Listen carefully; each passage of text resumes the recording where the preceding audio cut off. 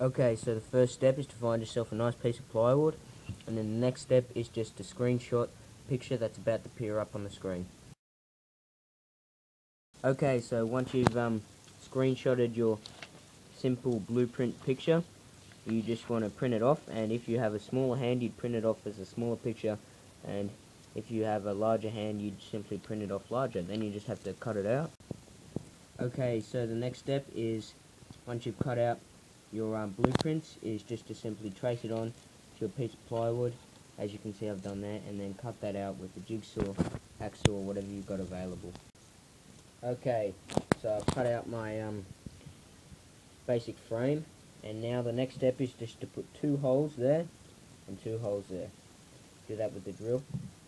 and about the same size as a pencil, so a pencil could fit through the holes. Okay, so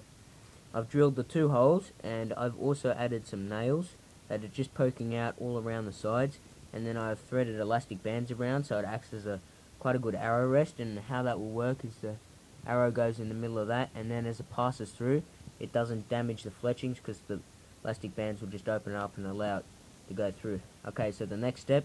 is to simply poke some strong elastic through those 2 holes and then rig it together, and I'll show you how to do that. Okay guys, so I've rigged up the elastic, and all I've done is get 30cm pieces and then slide it through the 2 holes and then back through the hole again, and then I've just tied it off to this rope, and it has a D loop so I can click on a release aid when I'm shooting, and the arrow just clips onto that white pipe there and sits on those elastic bands, and it's ready to be fired. Now I'll show you what it can do.